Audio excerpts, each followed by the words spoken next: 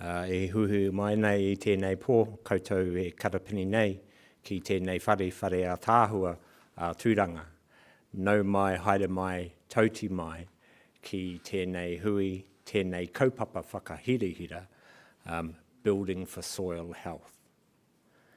Ka haia te ata, ka hapara te ata, ka koriki te manu, ka wairore te kutu, ko te ata nui, ka haraina, ka taki tu umere, he pō, he ao, ka awa te hei mauri ora.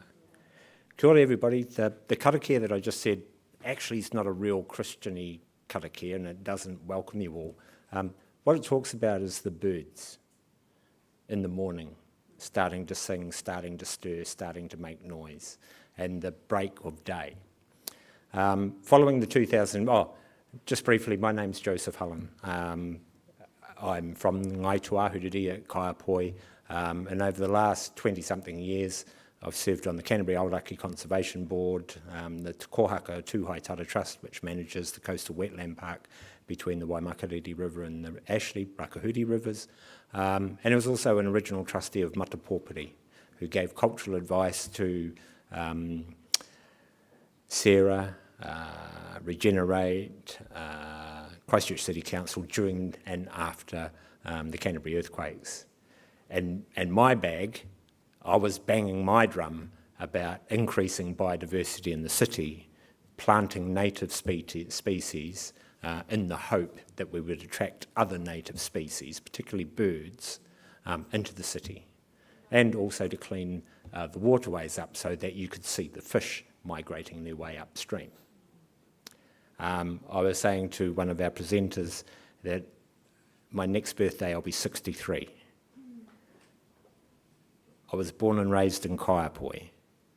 In 63 years I've never heard a tui sing in my hometown.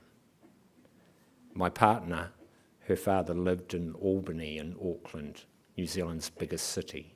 He had half a dozen kōwhai trees in his backyard, and every time we went to visit him while the kōwhais were in flower, he had tuis in the same numbers that I have sparrows.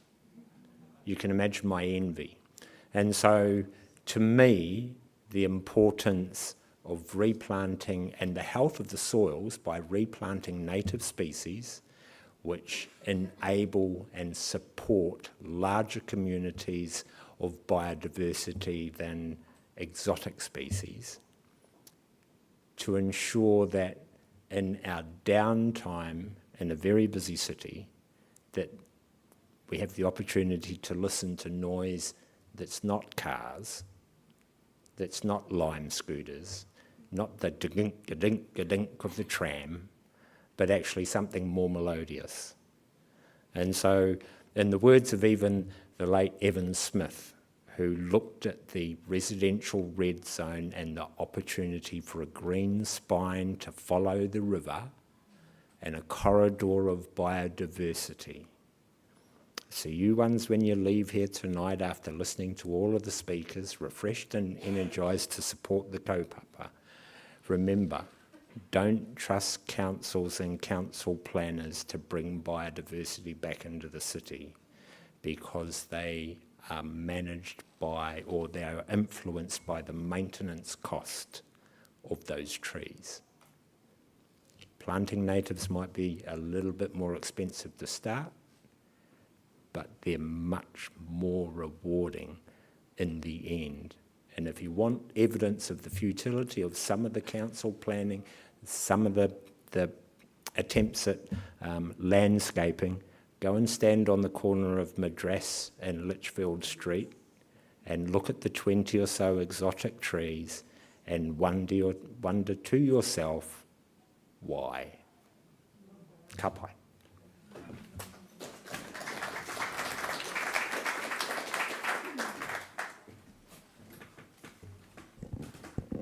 Ina mana, ina reo, ina howi whā o te motu. Tēnā koutou, kia ora hui mai tātou. Kia koe, Joseph. Ko koe te pā whaka wairua, nā hau hoki te pō I whaka puaki, tēnā koe. O tērā mā ki a koutou ko te mana whenua, nai Tūāhuriri, koutou ko Ngāi Tahu whānui, tēnā koutou, tēnā koutou.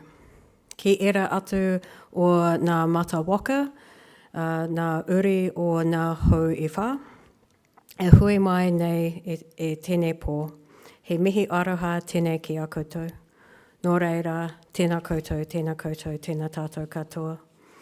Thank you everyone for being here this evening. I'm Jessica Halliday, the Director of Te Pūtahi Centre for Architecture and City Making, and it's such a pleasure to have you here for tonight's He Whakawhiti Kōrero Christchurch conversation, Building for Soil Health.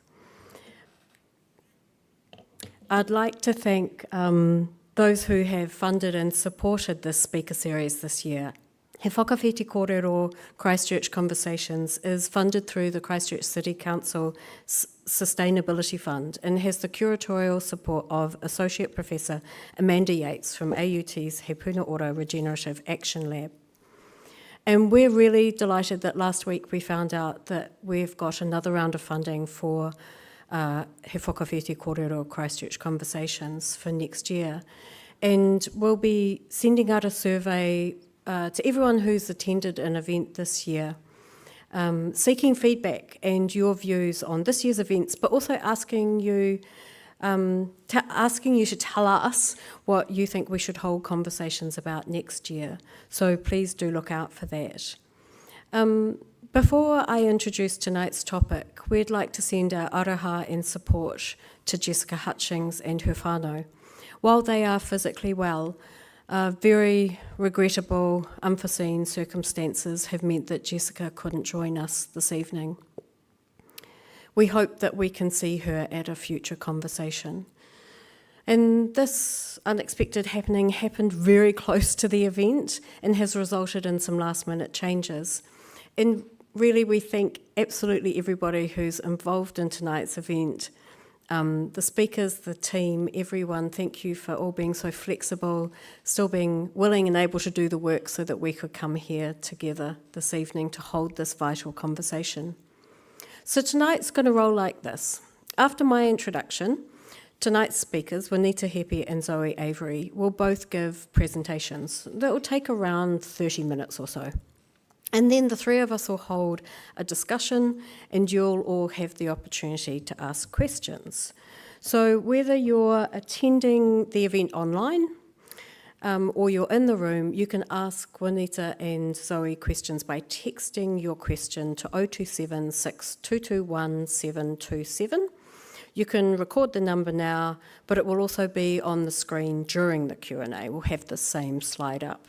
And to our online audience, you have the option to ask questions via the chat function on YouTube as well. And so questions from both sources are conveyed to the panel by Emma on the Te Pūtahi team. Apologies in advance. There's a chance that we might not be able to get to all the questions, but we'll do our best.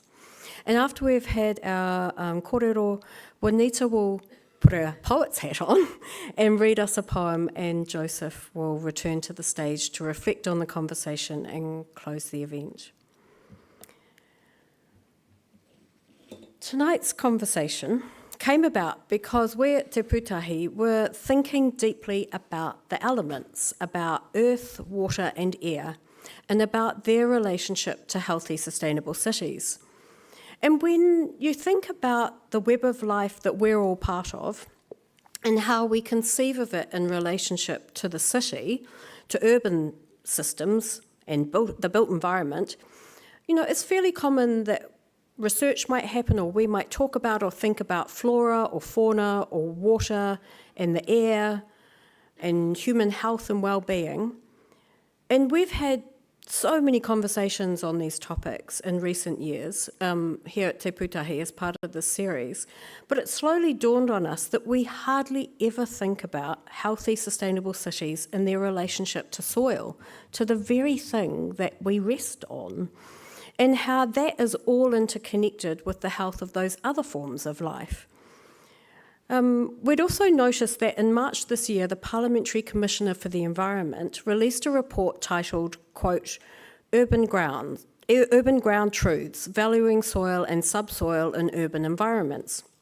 And the way this report talks about healthy soil as a vital component of ecosystem services in urban environments. For example, its role in the management of rainfall and the regulation of temperatures in the city by supporting the growth of green spaces.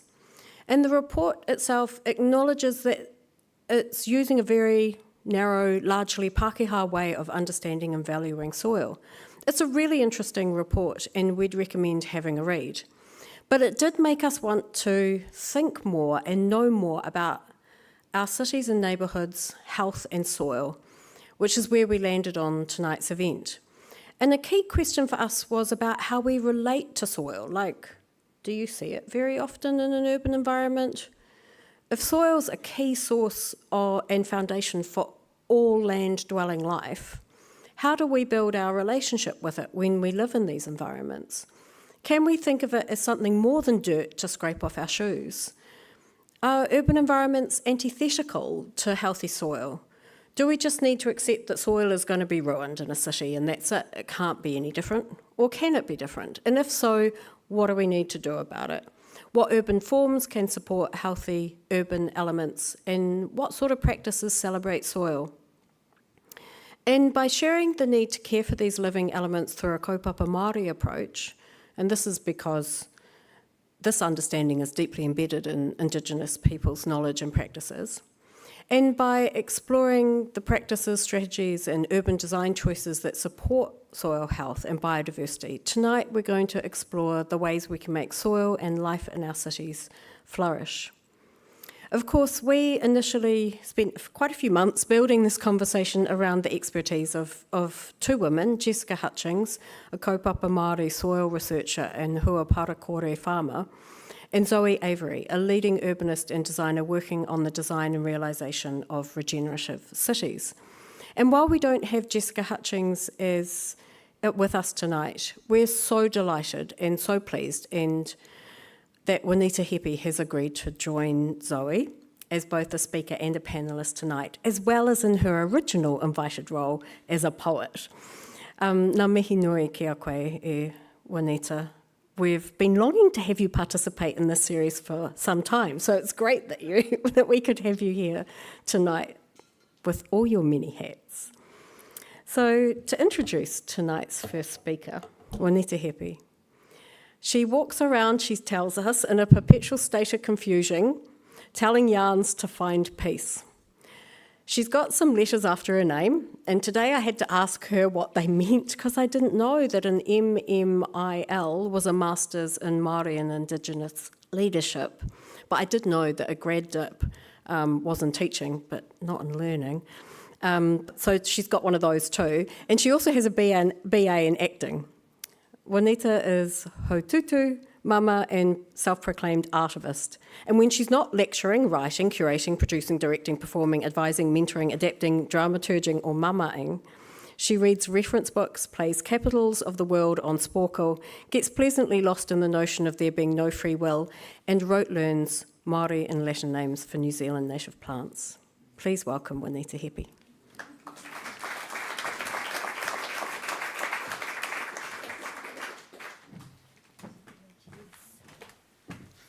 Nei rā te mihi kia koutou.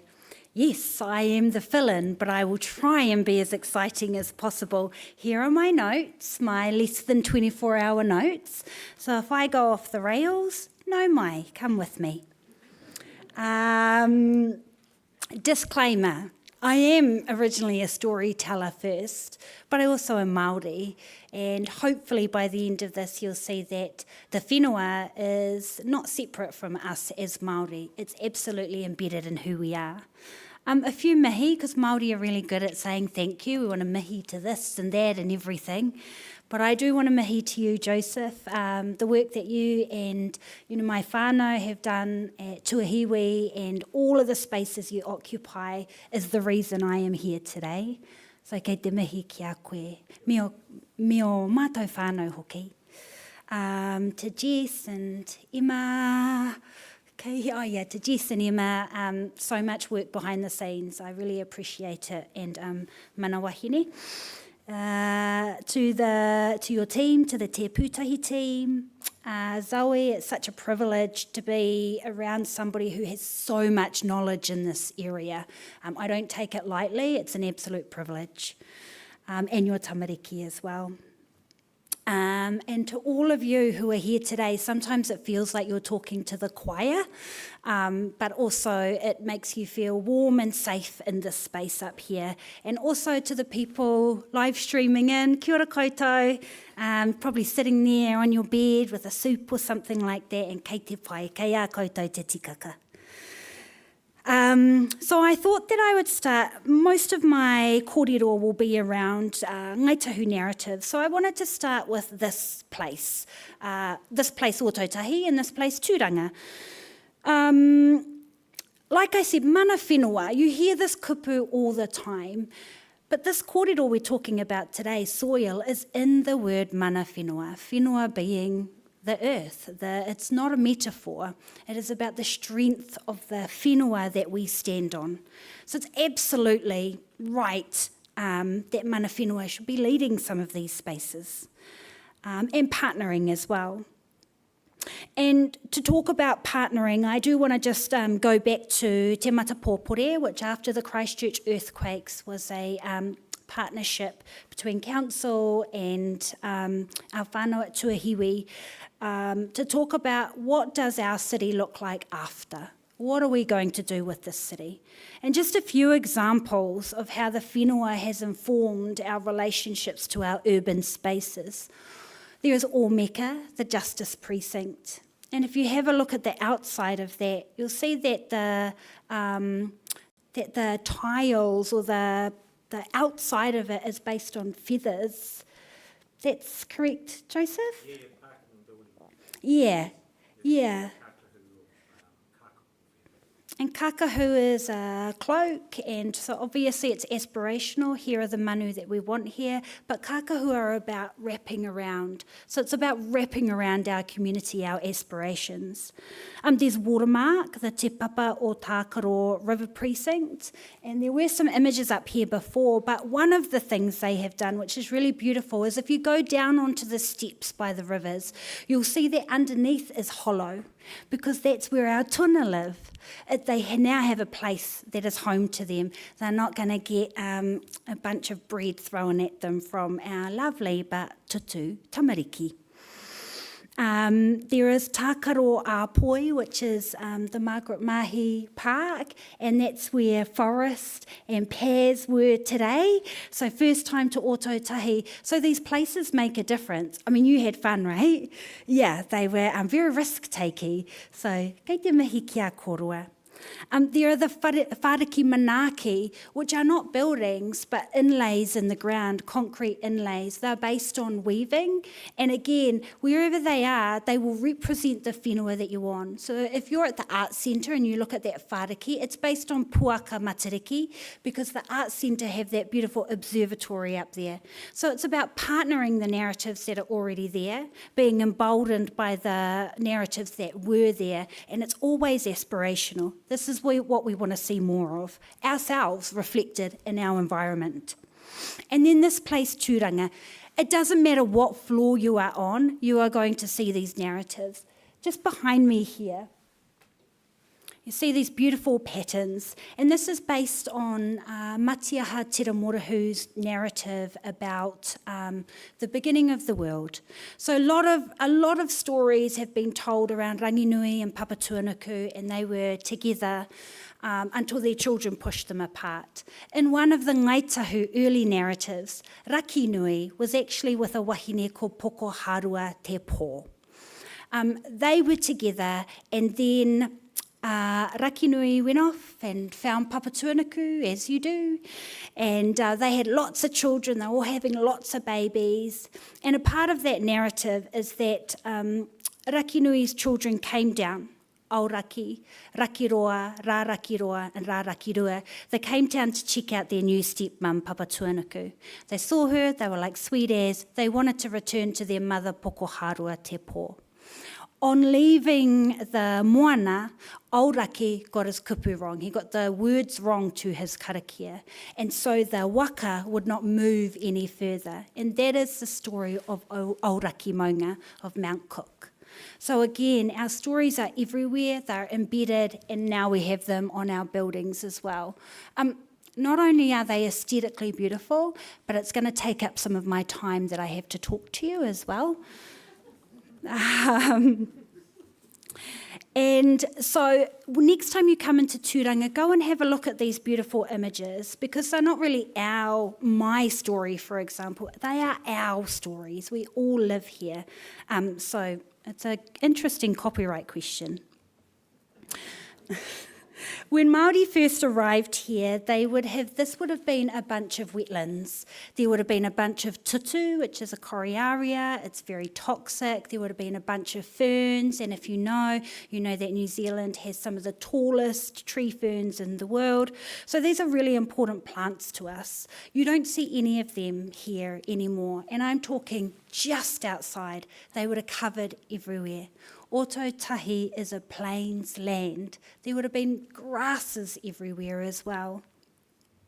So when Auntie Judith Collins recently talked about the swamp, and I quote, "It's not my issue. I don't like wetlands. They are swamps." You can go look that up. I'm not making it up. But it reminded me of a saying from my great-great-grandmother, Waihemonga Cook.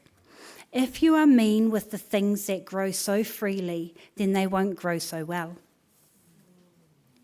Which brings me to this puka puka, te mahi one hua pare kore. I wanted to honour Jess and Joe for the mahi that they've done, because they're not here. But to me, this is a beautiful gift to us. They're not being mean with the things that they have. They have offered this to everybody, and it's such a beautiful puka puka. What is it? It's two things. The first one is it's frameworks for understanding organics, for understanding our whenua. And the second thing that it is, it's a showcase of our soil superheroes. So I would encourage you to go and get this puka puka and to read through it, because there's some really beautiful kōrero in there. I'm going to turn to one of the pages, because naming is really important. In this puka puka, it talks about the different names for soil. Across Te Ao Māori, there are hundreds of words to do with the whenua. There are also hundreds of words to be in relation with, which is something that Jess brought up about. It's our relationships with things that are important. So here are some of the kupu. Some of the generic terms for soil are one, which, interestingly enough, is also the word for sex. Which, if you know the story about the first woman being crafted out of sand, that will start to make sense to you. Paru, or paru, and some of you may have heard the word, "Oh, my pants are paru." It's to do with dirt. They are dirty. Ihio, for mud. Papatua, for uncultivated virgin soil. Kōkōwai, which is the red earth used for karamia pigment. Words for silts, kenepuru. You would have heard some of these names. Auckland, I think there is a kenepuru. Para for sediment. Parakiwai, sediment from a flood. Parahua, alluvium. Some of the words for clay, ha moa moa. Kere, kere tū, one kere tū. The other thing about the whenua is that when we think about the whenua in Te Ao Māori, they're deeply connected to wahine Māori. So, for example, the word hapu is to be pregnant, but it also means your tribe, your sub-tribe. The word whenua means land, but it also is the word for the umbilical cord. The word rauru is three-plait weaving, but it's also the part of the umbilicus that is closest to the mother. There is another kupu for the part of the umbilicus that is closest to the baby.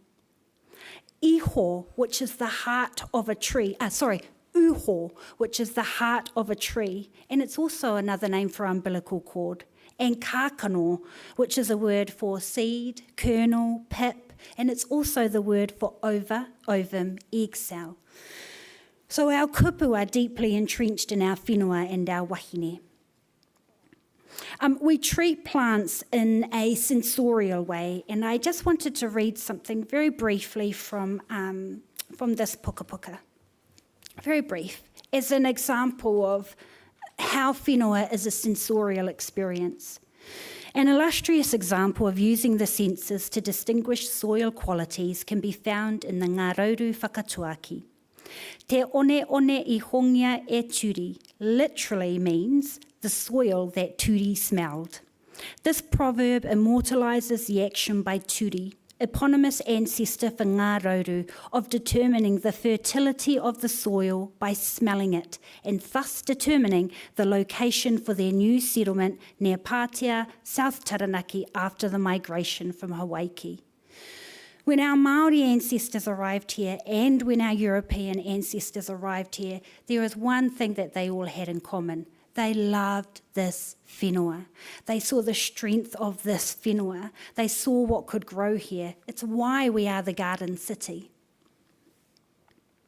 I want to finish up with, because I actually don't know how long I've been going for. I didn't practice, so I'm just hoping this feels like about 8 minutes. Maybe 10. I want to finish with one of the most important kupu and concepts in te ao Māori, which is whakapapa. Whakapapa is to be in relation with, honoka, whanaungatanga. All of these words are to do with relationships. But whakapapa, when you cut it up, it's 2 words, whaka and papa. Papa is from papa tuanuku. So these words, it really is about how do you activate the whenua that you are on? And that includes what we build out of it, what we grow into it, and what we put back into it. And our final, I know that our Ngāi Tahu strategy just came out. It's called Mō Tātou, which is based on a whakatauki that goes like this. Mō tātou a mō ka uri a muri a kēnei. This mahi that we do is for us and our children after us.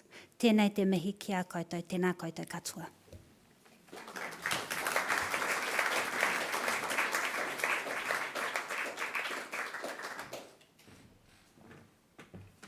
Ana mihi nui ki a koe. Thank you for starting us on this journey of considering the whenua of soil in this place. I'd now like to, thanks Em, they're already over it. I'd like now to introduce Zöe Avery. Zöe Avery is an urbanist passionate about urban design, planning, landscape and nature. She's got, again, someone with a lot of hats. She's director at The Urbanist and associate director of design for urban planning at Te Pai School of Architecture. That's Te Pare, isn't it? It's Te Pare. It's a typo. School of Architecture and Planning at the University of Auckland. She is also the chair of Design for Nature, the director of the Australasian Green Infrastructure Network, and a board member of the World Green Infrastructure Network. Her work focus stems from the understanding that the urban spaces we create profoundly impact our lives and the planet. Zöe is an authentic problem solver and her research focuses on regenerative design, biodiversity, climate change adaptation, urban sustainability, nature-based solutions in urban design and urban planning policy development. She works to nurture and create spaces that embrace this interconnectedness of nature, food, and the air we breathe and the soil we are connected to address environmental challenges sustainably. And that's why she's here. Her recent work is focused around the incorporation of nature-based solutions in urban environments. Please welcome Zöe Avery.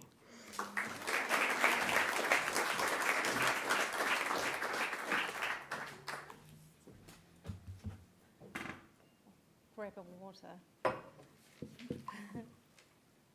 Kia ora koutou, everyone. It's really lovely to be here. I can see some familiar faces in the audience. Absolute pleasure. I love this place. Just really like to say thank you for welcoming us, telling us a bit of history, and it really touches me to hear about biodiversity, native species, and just wanting to connect in and to start restoring. I think it's time. We must work together for the well-being of everyone. I think that's fundamentally clear with where we're at on this planet. We are all kin. We are all sitting on this planet, and we do need to help solve some of the issues that we've got. And this is going to test me, sorry, because I'm going to be using 2 clickers.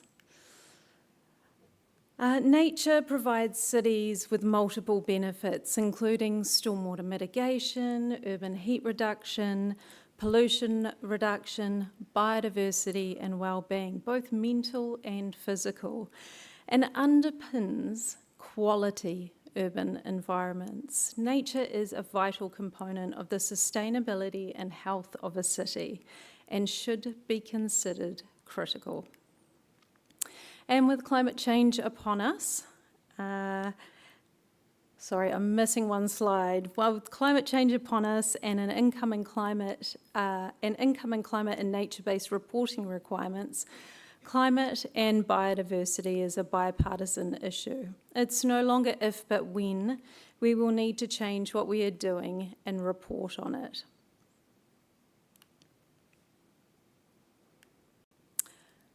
So what is this city's vision? What is this city's vision? I'd like us to think about our vision. A vision not only serves as a roadmap for growth and development, but also plays a crucial role in unifying its people.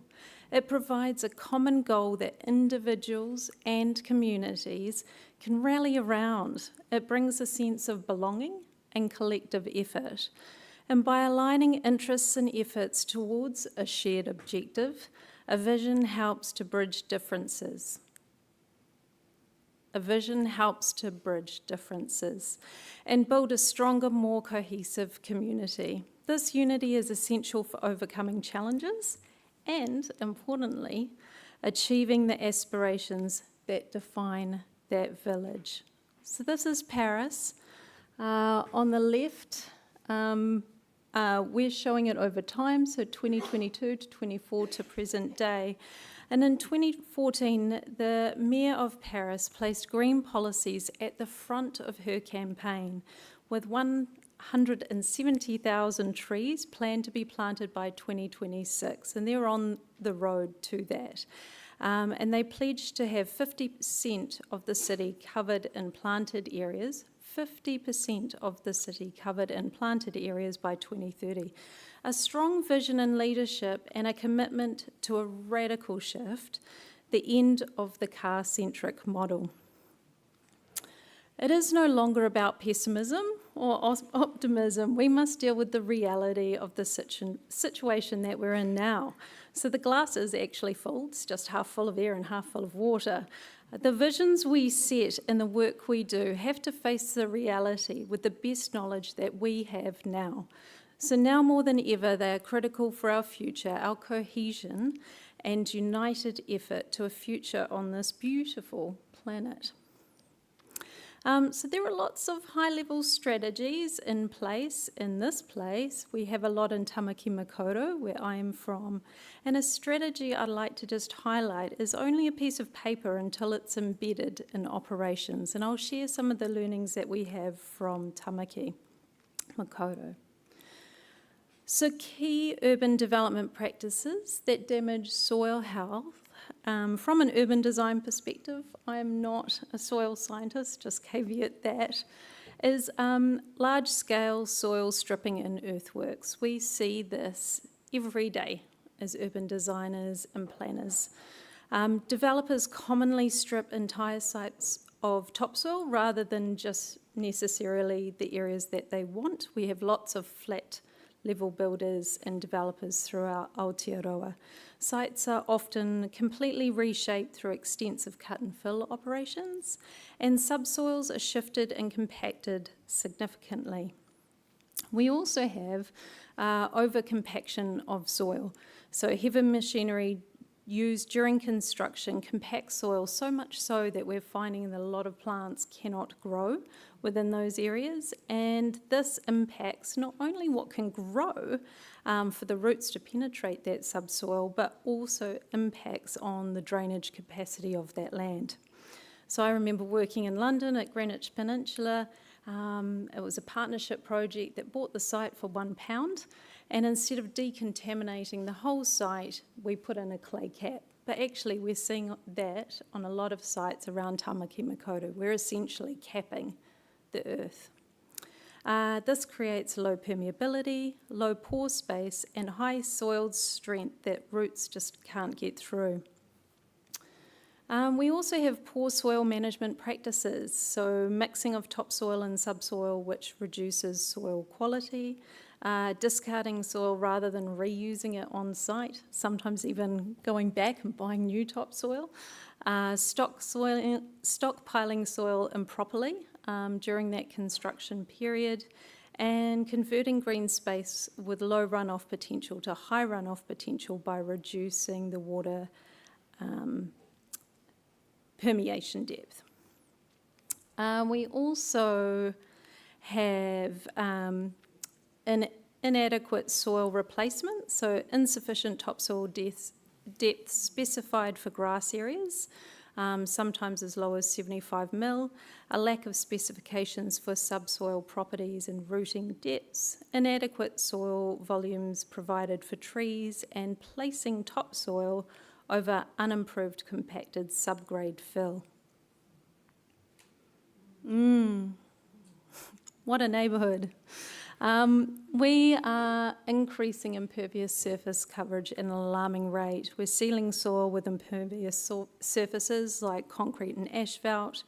We're reducing the total area of permeable surfaces that can absorb water in significant catchments, and converting green space to built areas with sealed surfaces. We also have contaminated soil removal, sometimes in an excessive amount around houses due to assumed contamination, and removal of lightly contaminated soils that could potentially be reused, and contractors are often remove more soil than's necessary, and this is really due to testing costs and the most important thing everyone seems to be worried about at the moment, which is time.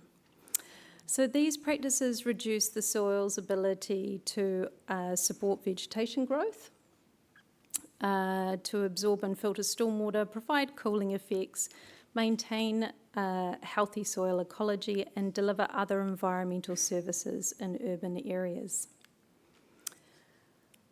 And these practices that we do on a daily basis create a cascade of negative effects, and I think we all know what that is here. So that's reduced biodiversity, increased risk of flooding, increased urban heat island. I mean, I was in the city yesterday and it was boiling. Decreased carbon sequestration, and leading to poor mental and physical health outcomes. We're in an interconnected system, so I often reflect in my lifetime, and I'm not even 50 yet, on how we've lost 70% of the populations of animals, birds, fish, reptiles and insects just since I've been on the planet. 70%. And we have to remember 100% of the economy is dependent on nature, from the food we eat to the air we breathe. And embracing this interconnectedness can lead us to solve some of these huge environmental challenges, but to solve them holistically and sustainably. So urban soil is not an isolated issue, it's connected to water management, biodiversity, climate resilience, and the list goes on. So climate change is happening and we should plan for it. So I'd like to explore how we can translate good soil principles into practical urban design solutions.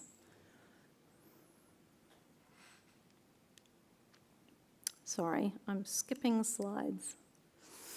And I'd like to land just on this slide for a moment. We have a Ngāhere urban forest strategy in Tamaki Makaurau, and I'd just like to talk to the definition of Ngāhere, which actually means many connections. So when we're talking about Ngāhere, it's not just forest or trees, it's actually biodiversity, and it's understanding that will help us think how we should look to protect and enhance our soils within the urban environment. So taking you to Tamaki Makaurau and just a little bit of a travel through what we've been looking at, which is space is key for nature, and this includes soil. So we're aiming in Tamaki Makaurau to have a minimum 15% canopy cover and a goal of 30% as part of this strategy, to which soils are directly related. So we decided to size the challenge here, size the task, and with GIS worked out we needed around another 1.4 million trees to be planted in Tamaki Makaurau to achieve these policy outcomes. Based on our current planting rates, this would take us around 720 years to achieve that goal, and that doesn't include any of the trees that are being removed on a daily basis in Auckland. The ecosystem to achieve this target is clearly heading in the wrong direction, but we have to know what we're working with. The glass is full, and our goal is to change it. But unless soils, trees and biodiversity are seen as critical and part of nature that we need in our cities, they are not correctly designed into our developments. I think everyone's familiar with the LiDAR data across the country, and we have seen Wellington and Christchurch that for Auckland, we can see that South Auckland has the lowest canopy cover, mostly less than 10%, and has been declining over recent years. And that's really highlighted an equity problem, but our planning and regulatory rules allow this change with no targets or minimum standards for trees or biodiversity within the unit tree plan. The impact assessments for climate change sensitivity and exposure have a very high spot in South Auckland and a very low adaptive capacity to manage and respond to the effects of climate change. They're the most exposed and the least able to change. So, however, older suburbs, such as Mount Eden, where trees have matured, versus areas developed for social housing, where there was typically less investment in street trees. But now we're in a realm where the perception is that nature-based solutions are inexpensive, nice to have. I think I've heard nice to have mentioned probably 100 times over the last month and a half. We recently ran a bit of a case study on a development in Mangere. As mentioned, the area has that lowest canopy cover, highest climate vulnerability and lowest ability to adapt. So we used a bit of a 3 networks approach to analyse and design the site, being interconnected networks of biodiversity, accessibility and community. Essentially, biodiversity network identifies opportunities and possible ecological corridors. Accessibility looks at where people need to move and are more likely to walk and cycle. And community identifies all those community buildings and hubs and prioritises enhancing these spaces for people to socialise. The rationale for that is that we prioritise the spend of money that we've got into those areas first.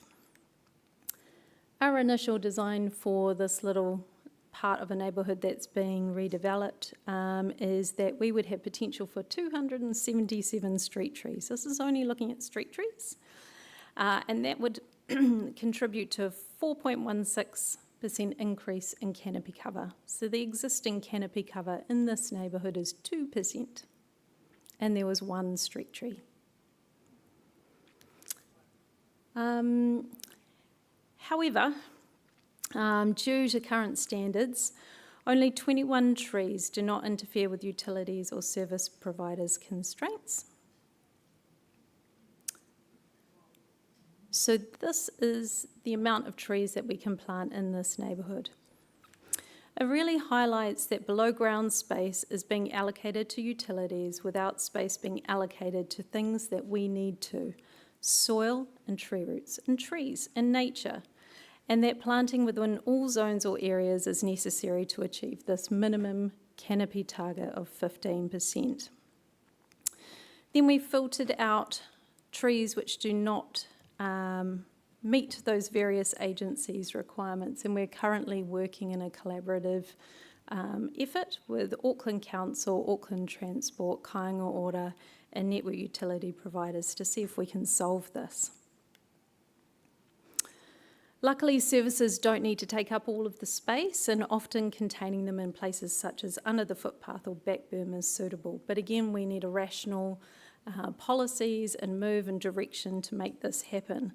So there's really a shared responsibility between public and private space, and our modelling on GIS has shown that even when we maximise canopy saturation within the streets to 30%, we actually only achieve a 6.9% canopy cover across the neighbourhoods. So we need trees and we need nature and soil in all our planning zones.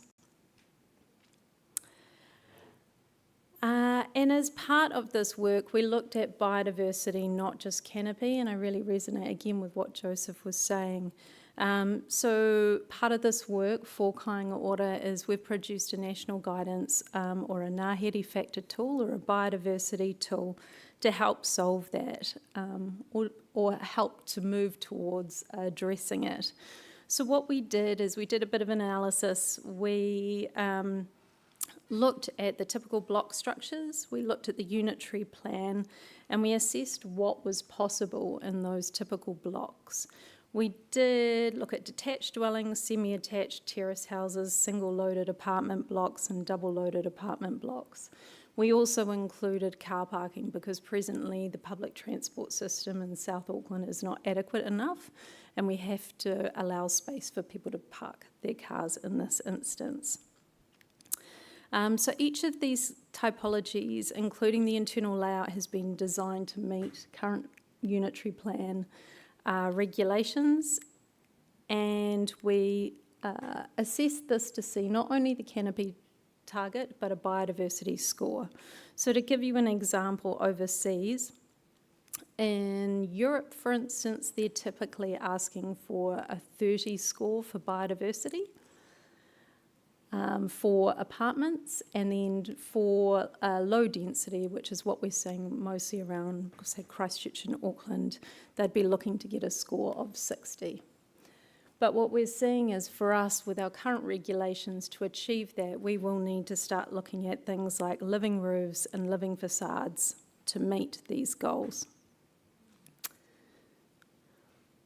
But what this does show is there is an option for us to start using soil on top of our buildings to actually create habitats for not only birds and invertebrates, but for native flora as well. We also built a digital model that allows us to apply changes to the built environment in 3D form and to optimise those building typologies. So this allows for a nature-led approach in urban design where soils are considered. And we're hoping that this work will inform the next policy changes that we're seeing in our cities.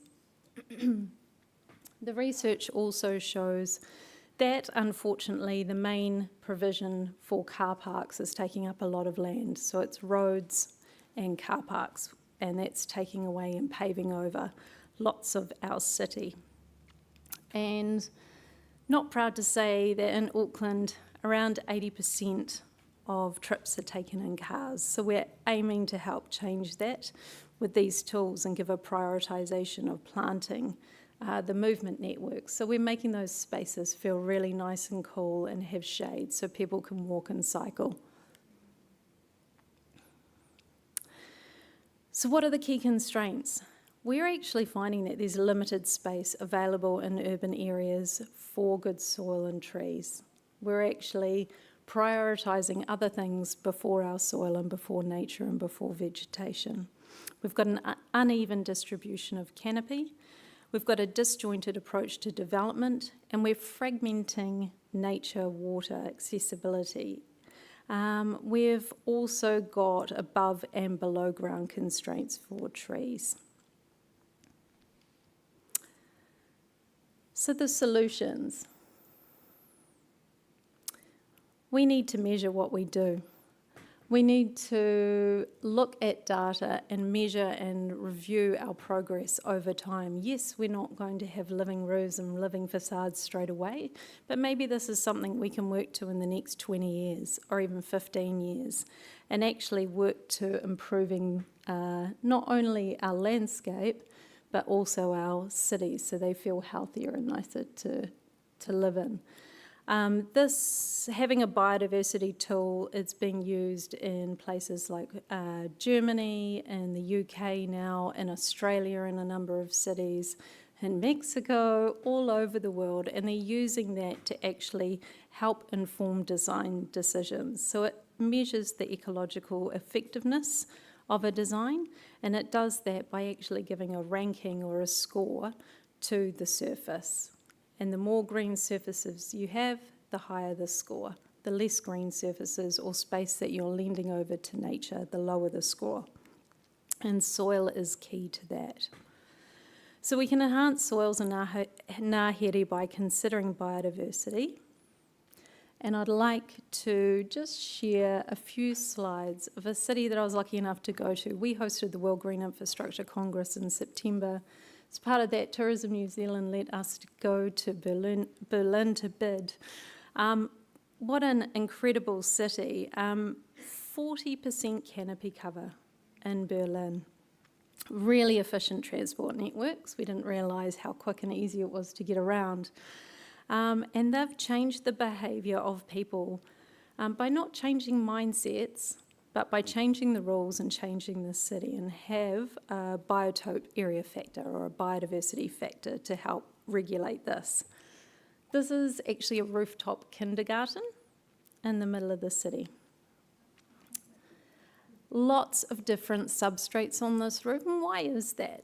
You might ask, they've not only reused bricks and kind of a sand, they've got a hoggin, they've got dirt, because it provides different habitats. But essentially, they're treating the whole city as a stormwater device. And if you look over the balustrade, oh my gosh, the balustrade was like this high. I don't know if we'd get that across. In New Zealand, green facades everywhere, tree canopy and diverse vegetation, and lots of native biodiverse vegetation. They have biosolar roofs. I'd love to see solar roofs in Aotearoa. They've got beehives. And again, it's not hard, it's not difficult. And they're just letting these roofs adapt over time. But there are living roofs everywhere. This was looking over this building, and you can see all the adjoining buildings and facades that have been covered. And it's no longer a cottage industry. We have a cottage industry for developing residential development across the land. The cost in Berlin for a living roof is around 95 New Zealand dollars a square metre, where we're currently sitting at around 400 to 500. There are living facades on numerous buildings, low cost, high impact. This is a fantastic cooperative development that went for a super low build cost with a low ground rent. It was built in 2014, around 2,500 square metres, comprising of community gardens and terraces. They wanted this to feel like a place that you could grow veggies and you didn't have to go far, and everyone had spaces to connect with one another. They included biodiversity elements, which hopefully you can see here, if I can use this pointer. These little gabion baskets that were just sitting alongside this bike rack. Nothing fussy, nothing mown. We weren't seeing people with weed whackers or councils paying for weed whackers going around and ring barking trees. Oh no, you just plant it with what's there and let it do its thing. And we're seeing a lot of that with the no-mow areas that I've seen around town, which is really great. But I think biodiversity elements, we could take this a little bit further. On the ground floor, a kindergarten. And the kindergarten, again, connection to the soil. There wasn't any concrete or plastic matting or recycled waste from Australia with the car tyre things that we like putting around trees at the moment, just so the soil can't breathe. No, it was just fully connected. And if the stormwater makes it off the living roofs, then it's channeled through the kindergarten for the children to play in. Stormwater irrigated into play space and then into a natural pool that's used by the residents, and then it finally makes its way to the River Spree, which is just here, so right in the middle of Berlin. In the city, they carry their bikes upstairs. There's no lifts, and you're allowed to just put them on the landings. And a communal roof space, or a number of communal roof spaces to relax and enjoy nature. And again, it's not fussy. It's practical. It's actually really productive. And it's green. And these are typical Berlin scenes. All of the berms were unmown meadows across the whole city. All of the surface treatments were permeable. And even in tourist hotspots, I know this is a perennial garden, but another one, I just had to throw this in. So this is a 4-storey school, outside which they've reclaimed the streets for people and nature. Half of the street outside the school is a bike park. We spoke to one of the mums. She said, oh no, they just removed all the bike parks, so we had to cycle. And remember, it snows in Berlin. And then large intersections had been reclaimed, set back, removed all the concrete or pavers, set up for permeability and biodiversity. And then information to let the public and let the residents know what's happening. The urban trees are mapped and their watering requirements are available for the public to see. They've got a high water table and you've got pumps, and the actual residents can water the trees when they're needed. So what's the path forward for us? In summary, I would say protection. We need to preserve and protect existing healthy soil systems. I understand we only have around, is it 6% of this country has soils, of highly productive soils for growing food. So why are we designing suburbs like Drury and Tamaki Makaurau where we're actually building over all these areas? We need to manage this. We need to better integrate soil considerations into development planning. We need standards, so create consistent national guidelines for soil handling. And I think we need incentives, so encourage better soil practices through rewards, but also penalties.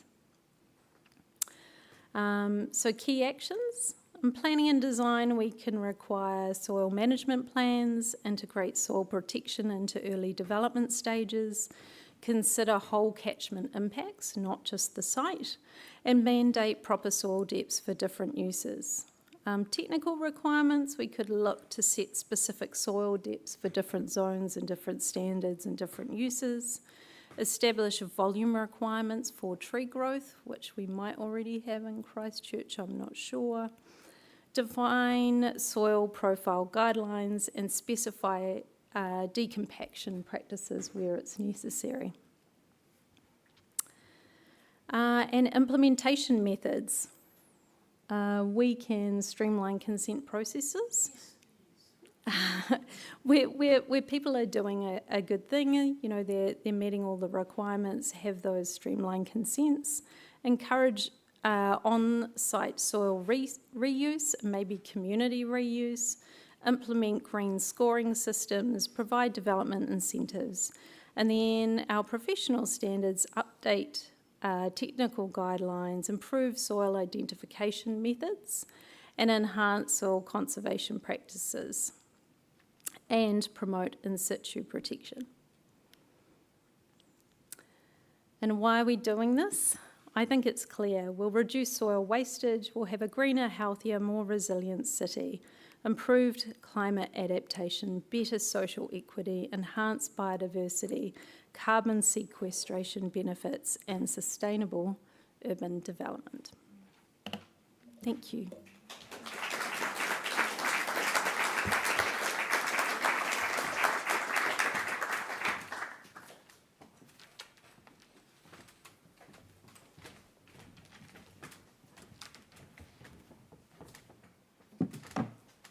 Oh, kia ora. Thank you, Zoe. That was phenomenal. We're just going to settle in. I hope some of you are thinking of some questions out there. But to kick us off, a bit of a personal question. Do you consider yourselves to have a relationship with soil? And how does it manifest itself? Well, we were talking about this. Oh, should I be using this?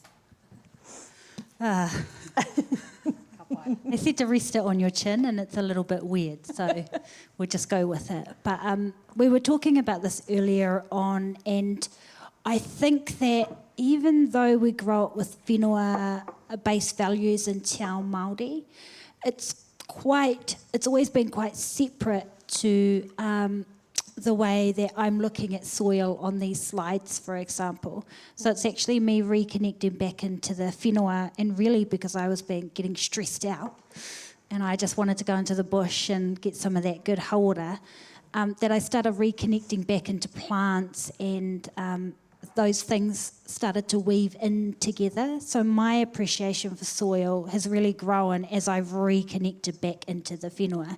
As my hauora started dwindling, I needed to find something which was actually just returning back to something. So I would say now I have a better relationship. But if you can't see it, does it exist? Kia ora. I agree. I've got I'm hooked up. I am hearing my husband John saying, "Oh, just go outside, go and get your hands in the soil." I think when you reconnect and grow a garden or grow food, it does actually calm you down. You become present. We're so busy. And we're busy being busy, but we're not busy being present and connecting in. We were talking about tohu species and rongoa, and having that understanding to know when you see kowhai flowering at a certain time of year, or pahurakawa, is it really crimson? What does that mean? All of these things can kind of connect us into what's happening around us in our environment spot. My one tip that I've learnt is to find your spot in nature, to find your sit spot. Find that spot and sit in it for at least 5 minutes a day. And every day go back to that spot and just sit. You don't have to meditate, just sit and take in nature and learn from nature, and it connects you into what's happening around you. And I think that presence is really important, and I think through that practice I've been doing the same thing, being really, really busy but connecting back in with nature and respecting soil and what's going on. Thank you. I mean, you've just highlighted one of the ways we could build our relationship with at least perhaps growing things, if not with soil directly, in urban environments. and connecting in a larger way. Are there other larger ways, do you think, in urban environment to connect into soil? Because I think, you know, you mentioned, Juanita, we can't actually see it. Yeah, when I read Jessica's book, I just kept seeing the same thing over and over again, is that they were talking about concepts that are invisible. They're talking about things like, you know, that one drop of soil, that teaspoon of soil, there's more life in that than there are people in the planet. You can't see that. And we rely so much on our eyes for truth. But actually the sensorial experience is about, I used to ask, you know, if we had difficult questions, we would go to our aunties and uncles and they would say things like, go and ask the trees. And we would be like, yeah, it's because they were like from the 70s and they have this weird way of looking at the world. But what they were really saying is the question is in the asking, right? The asking is actually sitting with. It's not going to the tree and being like, tell me my future. It's going, this tree always blossoms at this particular time. This is a great time to do A, B, C, D, or E. There are no plants underneath this tree. What does that mean? Is this where so this is not a place where I'm going to grow my plants that I want to get really healthy. And for a bunch of reasons. Sometimes it's good, sometimes it's bad. So going back to the things that are invisible, my question is always around how do we connect back into the things that are unseen? How do you experience wairua when it feels like such a metaphor? How do you, a lot of my fear has been removed as well, so I was always really scared of worms. And going back into the whenua, going back into the soil, I mean, it's a part of it, right? That is the world that you're in. And so, yeah, you either get with the program or you don't get that sense of peace and ease, which to me is the same feeling as after I gave birth, you get this really high. It's how I feel in the forest, but I also don't romanticise it, right? It's not like this ngahere is here for you. It's not. It's here for itself. And so I have to kind of de-centre myself. I don't think that answered the question, Jess, but... No, we're on the way. We're on the way. Did you want to add anything, Zoe? I think at a bigger scale, I find it really bizarre that we haven't reclaimed our public space. I look at the streets and everything's designed around it's for the car first. But I think if we could reclaim our public realm for nature and us, we are part of nature, then our public spaces would feel very different. What if we had commons where we've got a few in this area where there's orcharding, where there's composting, where you can grow food. I remember even 20 years ago when I was in London working at the Environment Agency, you know, we had allotments everywhere. And it was a place where we'd have tables and everyone would go and, you know, sort the food out and you'd kind of share your little bit. But if we had our public parks where we had Kāi sovereignty, where tamariki knew they could go and pick food at a certain season, we just have simple things like a QR code that takes you to a site, to a website, which shares not only what the trees are, but the fruit and what they're good for. We did a great project in South Auckland, again, Puanui Domain, for a great client, David, and we put up QR codes and the local school went and spoke to their grandparents and got all the recipes for those apples. So then you can click on the QR code, see the tree, when it's fruiting, what it looks like, and then get some recipes from the local community. That, to me, builds communities, connects us in. So even if you don't have a green roof, although I do recommend them, and a living facade at home or a bit of a marakai or a garden, at least you know you're within 300 metres to a park that provides that service. I want to add to that as well, because I think that a lot of Māori have recently been saying we need to stop saying that Māori were urbanised, because they weren't urbanised. Urbanisation happened to them, and it's happening to us now, where we are being urbanised. So we have a choice in that. I'm quite aspirational about what we can achieve as a city. I'm really staunchly autotahi as well. yeah, I think that we can challenge urbanisation happening to us, and we can affect urbanisation, whatever that looks like in the future.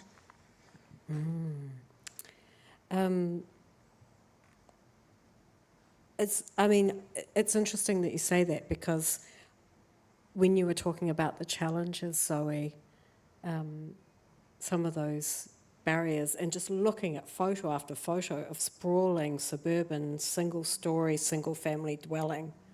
You know, a lot of people like to blame intensification and density for these ills. And I think that's the interesting thing looking at Berlin, where they've got really high density and it's done right. What we're good at here is promoting cottage industry developers to sprawl and sprawl and sprawl. We have different property rights that we do in Aotearoa in the New World, so Aotearoa, Australia, Canada. We've got different property rights than they do in Europe or Singapore, where we buy land and we're given the right to do whatever we want as long as it sits within this envelope. It's a very different system around the world where they have green belts, there's more protection. I think we need a fundamental shake-up to start looking at how we're controlling those development rights that we're allowing. And it starts, it's every single level. So it's communities at grass levels up, but it's the local councils, the regional councils, and also at a national level. And until we start weaving that into our policies and our guidelines and our education and our children, we're not actually going to solve. We're just going to have more of the same. And I say we fight against BAU. I think business as usual is clearly not making us healthier. So I just talked to the cars as well.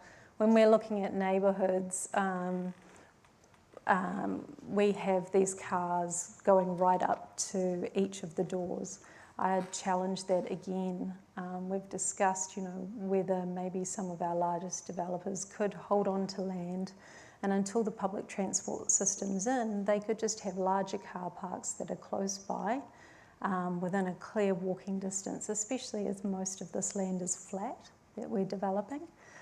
We don't need to drive up to the door. We can learn to walk as we have always done in villages, and do things a bit differently, and then develop that land later on. Yeah, I found that really fascinating in your slides.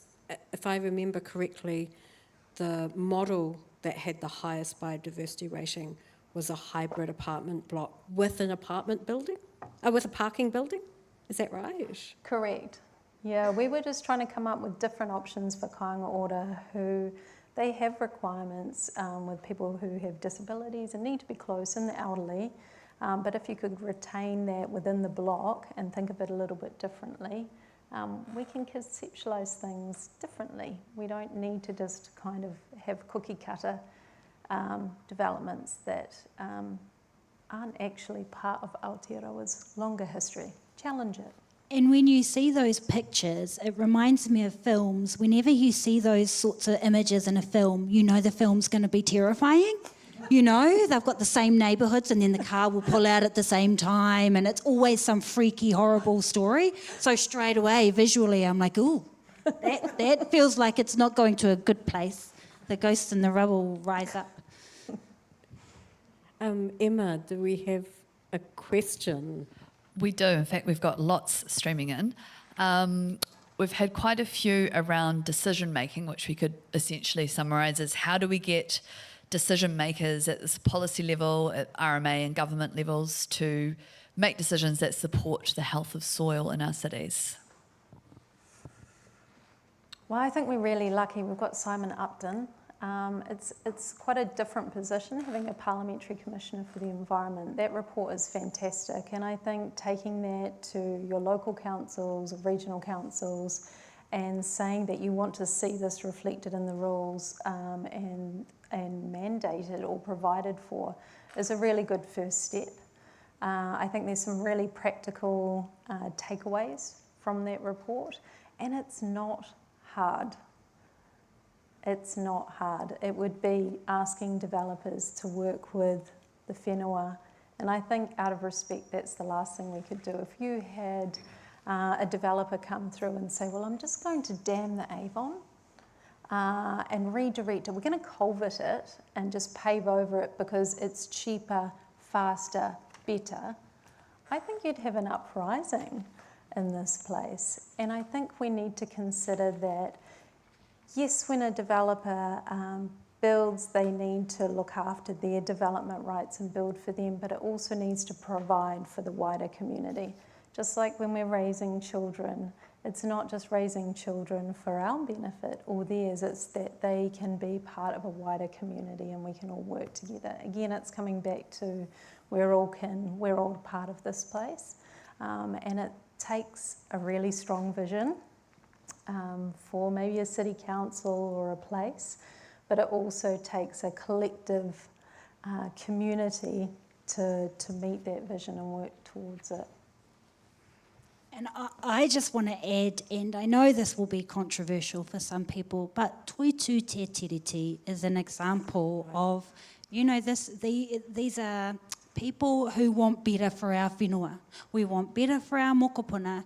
So you may not agree with some of the weird narratives that are out there, but it is certainly not just for Māori, these marches, these continued protests, and you'll see that these people are going into different communities who are also fighting for the same things. When we talk about disability, I mean, having accessible rooms, it's not just for disability, it's for mums with prams, it's for dads with prams. So there are already things happening that you probably shy away from that are actually doing the mahi today. So I'd encourage you to go and find, I know that even Douglas, we were talking about the different, what do you call them, where you can get the community gardens that are around the city. If you don't know where yours are, go and find them. Just go and meet up with that community, because if anything, you'll have somebody to complain to anyway. Ka pai.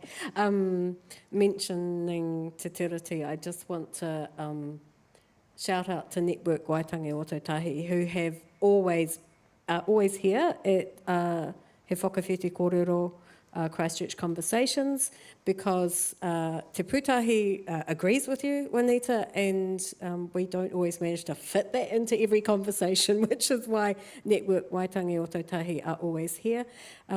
So please do check out their table when you leave. Lots of literature, lots of resources to support you on your Te Tiriti journey. Emma, can I give you one last... I realise we're going to run out of time. So you can have one more question and then I'll have one more question. Sure. One person has asked, what's one key thing each of us could do to make a difference? I think I'll go first because I feel like it's going to feed into what I think your answer might be. But it's a little bit cheesy, but it's really about intention. What is your intention when you go into the forest? If it really is just to pick something that you want, it's really centering of the self. So even just before you go into the ngahere, have a couple of words, put it out into the ether before you go and do the thing for yourself. Think about that whenua. So intention is really, and that's because my grandfather, who's Ngāti Kahungunu from Wairua, from Te Reinga, he said that you need to do everything with purpose. So you raise your children with purpose, you put on your shoes with purpose. If we are always thinking about the purpose, then we have to be acknowledging our actions. So that's my little 5 cent. My one thing would be take a holistic view with your house and your land. Take a holistic view. I'm looking at my 2 kids and my husband who just created a little biodiversity corner. So we had some old rotting wood, some old river stones that someone had put out on Marketplace for free, and they created a garden that had rocks and rotting wood and then planted it up, and we've got a panantia and all sorts happening there. And my husband's asking me, have we got any little dishes to put in water for skinks? So I think create what you can on your whenua, and probably also compost. I know Nana and Pop have got a fantastic garden where my kids go, and we come back with the most incredible organic produce, grow some food, compost, and heal the soil. And maybe think twice before you get your greenhouse on Temu. Just saying. That's great though. Our tamariki often have the solutions as well. So sometimes it's not the expert next door, it's actually your tamariki. I mean, if I were to ask, so I'm not going to put you on the spot, but if I were to ask them, I bet they would come up with something we'd never heard of, and it would be brilliant. That's what Margaret Mahi is, that's what Tākarawa Poi is. It's tamariki's aspirations for what they want, for what's good for them. They know what's good for them, sometimes better than we do. Thank you. That actually was my last question too, so I'm going to ask an older one, because one I haven't asked yet that I've skipped over. How do you think we can rejuvenate our soil knowledge? That's a really good question. Because, you know, you talked about it being invisible and about the importance of the things that aren't visible. And then, Juanita, you also said that naming is important, and that sensory experience. Yes. So the first thing with naming is go out and find out what the names are of the whenua that you are on. And Ka Huru Manu, which is the Ngāi Tahu Atlas, has a brilliant Māori Google, basically. Māori Google Maps. It's amazing. Find out about the whenua. Because if it is called something like Poke One One, you know that it's probably sandy. So go and find out the names of these spaces. And then what was the other thing I said, Jess? Sensory. Yes. Something really basic. You've got Christmas coming up, right? You think about the people that you love. If they were born in Kaikoura, go and collect some of that soil, put it in a little container and take it to them. You will be amazed at the way we connect into whenua. So finding practical, creative solutions. Reading books, kei te pai, doing your research, amazing, but we're in a digital generation. So what are the things that bring people back to whenua? Maybe have your barbecue down at Spencer Park this year. Maybe go back to the urupa where your people are buried. Refresh your relationship with whenua so that you have to see it, you have to touch it, and you have to share it with others. Yeah. I'll probably think of a better answer later, but I think that's pretty good for now. I probably only want to say I completely agree. I think it's fantastic. I think the one thing would be, again, just find your connection spot, find your sit spot in nature and connect with it, and really connect with it every single day over 6 months, and then reflect on that. I think that's really important. And I think my wider response to the previous questions is that we need to look to the people in power, including ourselves and community leaders, but also council leaders and government leaders, and look to make sure we change behaviours, not mindsets, around ngāhere and soil. Because we've all grown up differently, and we're in a different world at the moment now with the AI and busyness. But if we can change behaviours, not thinking, then we'll make a difference. I thank you both so much. I think we're going to, hope you've all taken note of that, about naming and about sitting in a place, and about actually getting some of the soil from perhaps where you were born, if you were lucky enough to be born in these lands. And one of the things I reflect on in listening to both of you is that opportunity just to stop and to look, because maybe to look Juanita, if you can let us, or to listen and maybe to feel, because one of the things we've lost is that language for, we can't necessarily identify what kind of soil it is or what plant it is, or even have a name for the movement of a particular plant in the wind. We've lost this close relationship, but we can actually sit in places in the same place every day and start to reconnect with this living web of life around us. Thank you both so much for for this evening's conversation. Thank you.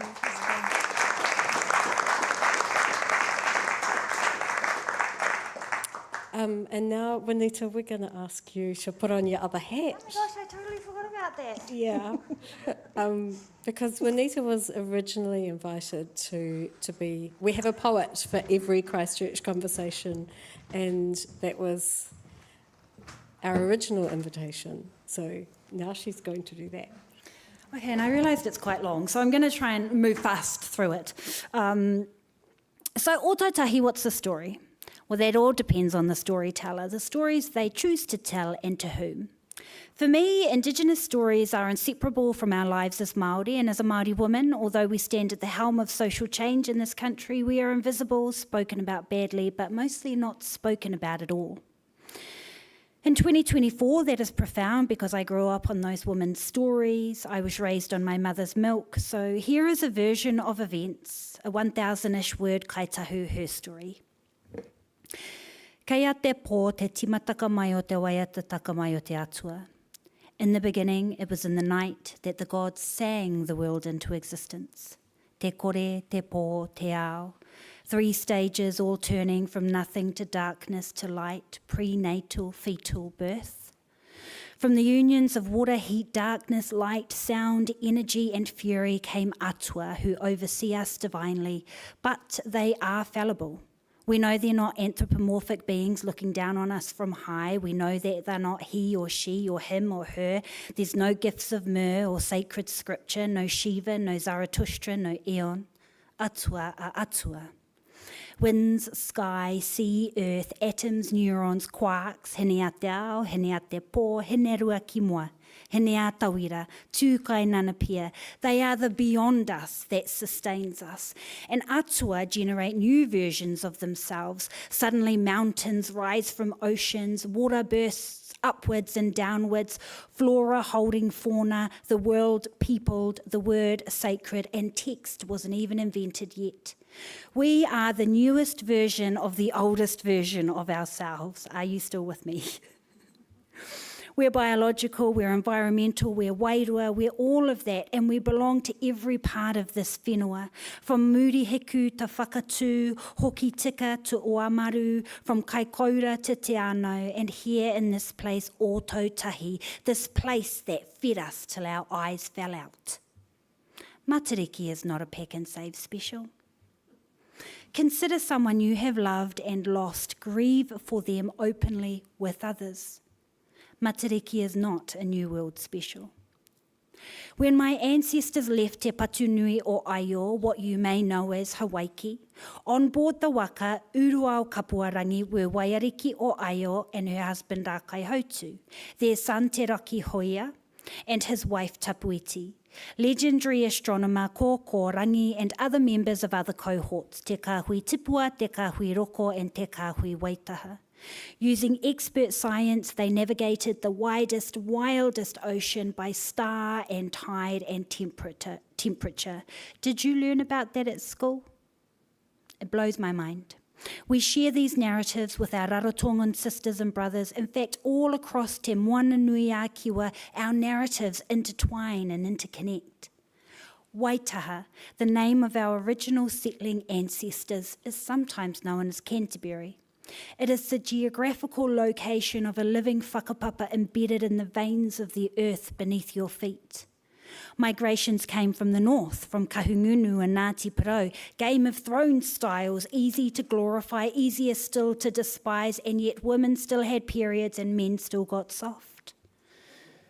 From these wars and intermarriages came the next generation and the next. We are Waitaha, we are Kāti Mā, Moe Ngāti Ha, we are Ngāi Te Rua, Hiki Hiki, Moriori Rapu Vai.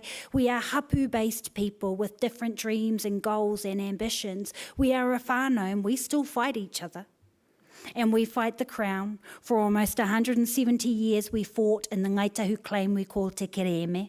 I promise not to name names, and te ao Māori, if you name one, you have to name them all. But this piece of writing will end with the exception. Te Runanga o Ngāi Tahu Act 1996 was passed under a national government. The act made way for 18 regional organisations known as Papatapu Runaka to uphold our rights and responsibilities as Kāi Tahu. So without any truly meaningful context, I honour them. We are. Ngāi Tūāhuriri, mana whenua over the land where you stand, you will not catch their nannies without lipstick and heels. I'm so biased, te rāpaki o te raki whakaputa is the most beautiful marae in the whole entire world. Koko Rarata is an example of what happens when we return to the land returns to us. At Ōnuku, our people sheltered from the double-crossing Captain John Stewart and Te Rauparaha, whose battles ravaged our lands, our leaders, our women and our children. At Wairewa, Tuna crossed the sandbar to the Pacific Ocean, getting more and more difficult each changing season. From here, travel our own 90-mile beach, arrive at Taumatu Marae, Lake Ellesmere, Te Waihora. Gee, I hope they fix that up. We leave Te Pātaka o Rākaiho to the Banks Peninsula and travel south to Arowhenua. There the meeting house is named Te Hapa o Niu Tireni, the broken promises of New Zealand. Next is Waihao, a centuries-old name carried from original Waitaha ancestors. Wai is the water and hao is the lamprey, a delicacy to Wairiki o Aio. At Moeraki, Matiaha Tiramorehu led a migration of refugees after the fall of Kaiapoipa. Puketeraki is located in the Waikoaiti Native Reserve, part of the Canterbury Purchase, 1848. In Ōtākau, warriors were trained and schooled and practising artists, and they protected all across Ngāi Tahu connected. Hokonui is the only inland runaka on our seas, our rising island. At Waihopai, the wharenui is named after a Kāti Māmoe chief, Te Raki Tauneke. Whakapapa is important. Awarua is the world's southernmost marae located in Bluff, Awarua. Then we meet Ōraka the bay and Aparima the river, Ōraka Aparima the runaka. From Makawhio on the west coast comes legendary Wahine Tipuna Raureka, cross Brownings Pass, cross Ngāti Raureka. Past Hoki Tika, Kia ora Ngāti Waiwai, the story of Waitaiki is really a roadmap to stone quarries, beginning on the obsidian island of Tuhua in Tauranga and ending at the Arohura River on the west coast. And finally, if we began with Ngāi Tūāhuriri, then of course we have to finish with Kāti Kuri at Kaikoura. Interhapu rivalry is fierce still today, although it's nothing quite like asking, what school did you go to? We have been moved by laws too many times, 1840, blah, blah, blah, treaty, blah, blah, grey, blah, blah, 34.5 million acres to 35,000, blah, blah, blah. In 1850, 4 ships arrived in the Littleton Harbour, the Cressy, Charlotte Jane, the George Seymour, and on my birthday, the 17th of December, arrived Randolph, carrying no less than 754 passengers from England, colonists and immigrants, named them Canterbury Pilgrims. My tipuna were there to do the meet and greets, to carry their loads, to feed and to clothe, for that is Manaaki in action. They surveyed my mother till her roots fell out. Ōtautahi is alive with the bones and stories of so many of our ancestors. Unpeel the layers and find story after story. They say we are a resilient city, but I am frustrated by the things people say about our city. You tell something it is something long enough and it starts to believe it, and sometimes I'm frustrated by what we say about our city. We are the city. A whare is nothing without its people. He takata, he takata, he takata. And in the exempting circumstances of my denouement, these the words of our master orator Tā Tipene O'Regan: the more I learn about myself, the more like myself I become.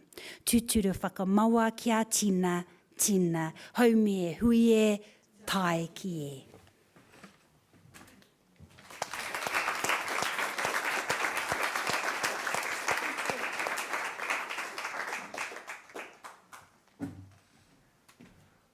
Wow, how do I follow my relation like that? Just a couple of takeaways from my point of view. Connected with the soil, still got dirt under my fingernails from picking raspberries with mum in the backyard yesterday. I was a kid that grew up learning how to garden, and I think that's influenced my attitude towards the whenua today. If you want to connect, a couple of things. Have a look on your socials. To the north where I am, Te Kohaka Tūhai Tata Trust, look at when we're doing community planting days. Styx River Laboratory, the same thing.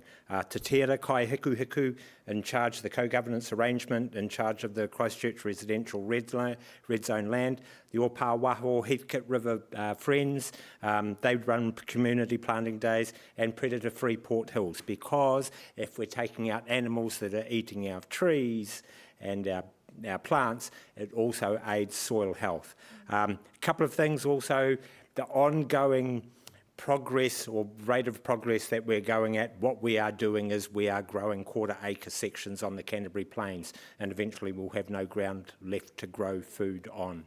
My cousin's father-in-law came from Italy, and he looked at us and he laughed and he says, "Why do you people grow on the best growing land in your area and not do anything on the hills?"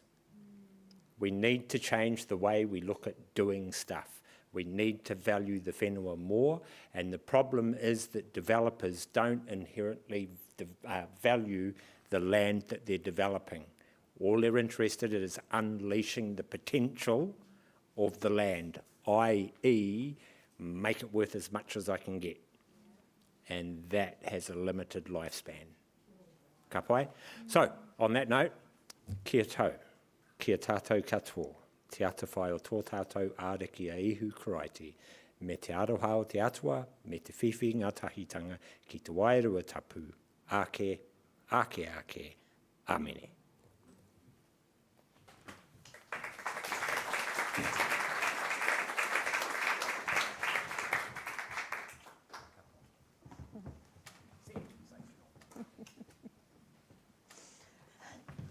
Kia ora.